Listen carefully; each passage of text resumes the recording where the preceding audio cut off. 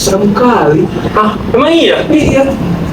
Dik, Woi, Mai, lagi pada ngapain? nah sini lah duduk ke. Aku join ya. Ya, boleh. BTW, kalian pada tahu nggak sih? Ada yang namanya tragedi Sampit. Tragedi apa itu? Tragedi yang di Kalimantan itu loh. Kayaknya aku tahu deh. Nah. Kurang spesifik. Coba deh biar kalian tahu, mending kalian nonton video ini. Mana tuh?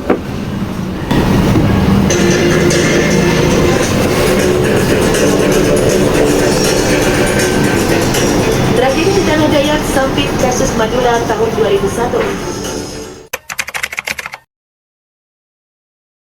Jadi kayak gitu Jun. Oh seru juga ya ternyata. Iya makanya ayo kita pergi. Kalian mau ikut kita pergi nggak? Mau pergi kemana? Kepo, udah ikut aja ayo. Ayo deh.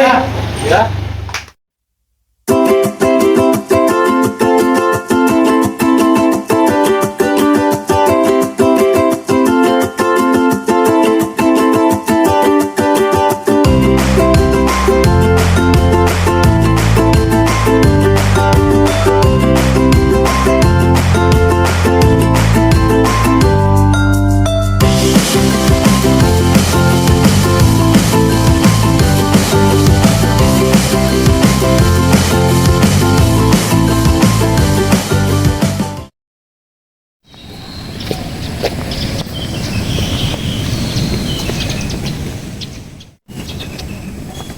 Oh, ini kita gimana sih?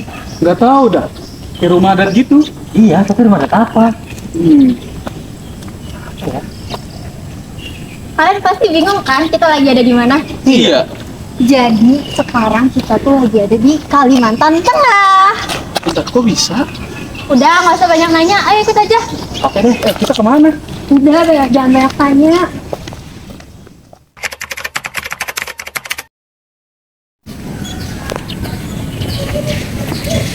Ini bukannya tempat terjadinya tragedi Sampit ya? Udah ayo ikut, kita duduk aja dulu.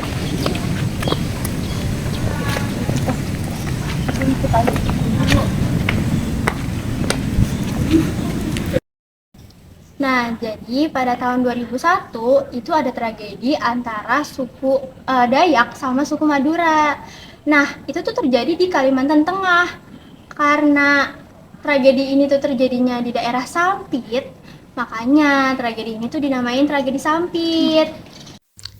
Tragedi ini berawal dari persaingan antara keduanya yang awalnya suku Madura merupakan warga transmigran di Kalimantan Tengah pada tahun 1930-an karena perintah Belanda.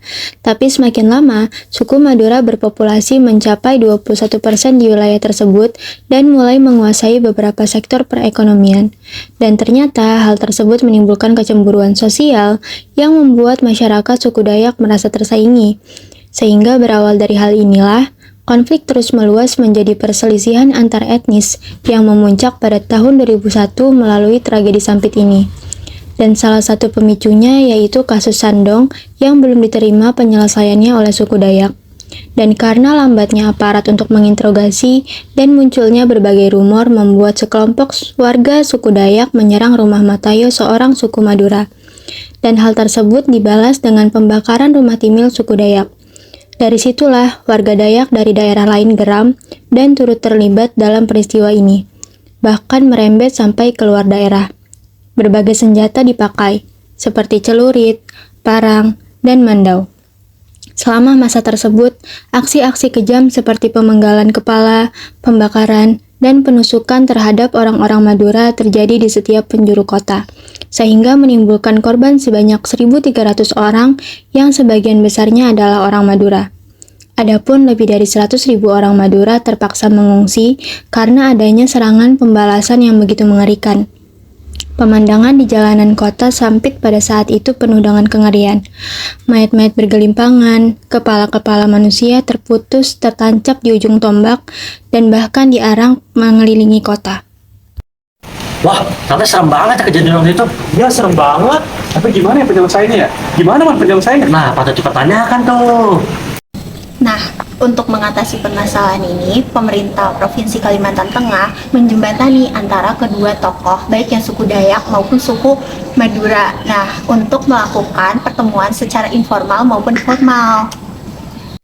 Pemerintah setempat juga meningkatkan keamanan, mengevakuasi warga, menangkap provokator, dan melakukan Kongres Rakyat Kalimantan Tengah di Palangkaraya pada tanggal 4 Juni sampai 7 Juni 2001. Kongres ini dihadiri oleh masyarakat Dayak yang terbagi ke dalam dua kubu. Kedua kubu tersebut berbeda pendapat.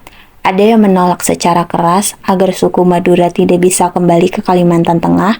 Ada juga yang membolehkan suku Madura untuk kembali namun dengan beberapa syarat. Setelah diskusi yang berjalan sulit, akhirnya kedua suku berdamai dan masyarakat Madura kembali dibolehkan untuk tinggal di Kalimantan Tengah dan sekitarnya. Menindaklanjuti hal tersebut, pemerintah Kalimantan Tengah mengeluarkan Peraturan Daerah Nomor 5 Tahun 2004 yang di dalamnya berisi beberapa poin untuk mengatur permasalahan yang terjadi. Salah satunya, masyarakat Madura yang memilih untuk kembali tinggal di Kalimantan Tengah harus menghargai aturan dan budaya setempat sesuai dengan filosofi di mana bumi dipijak, di situ langit dijunjung. Selain itu, untuk memperingati perjanjian damai, pemerintah setempat juga membangun sebuah tugu perdamaian yang berlokasi di Kabupaten Sampit.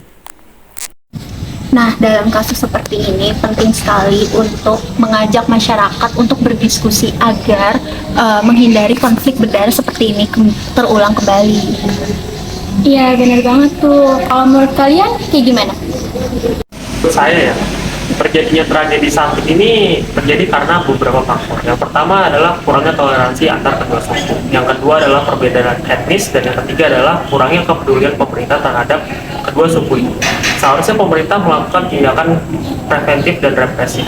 Preventif yaitu pencegahan agar tidak terjadi gesekan antara kedua suku ini, dan represif yaitu pemulihan dan pendidikan agar terciptanya toleransi di kedua suku yang ada di Indonesia. Setuju sih. Menurut aku HAM ini kan masalah HAM ya. Dirinya itu kayak bisa membuat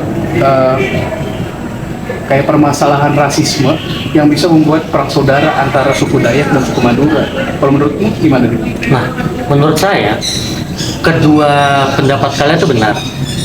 Semoga kejadian di Sampit ini tidak terjadi lagi di Kalimantan ataupun di daerah-daerah lain di Indonesia yang menyebabkan kedua belah pihak suku itu saling berperang.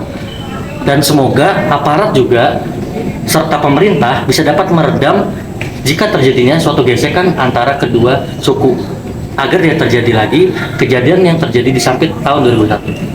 Setuju sih. Setuju.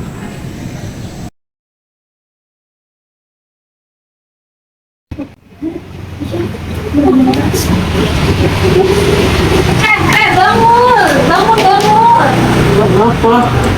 Ayo, mau masuk ke Padang. Iya. Ayo. Yang boneng. Iya,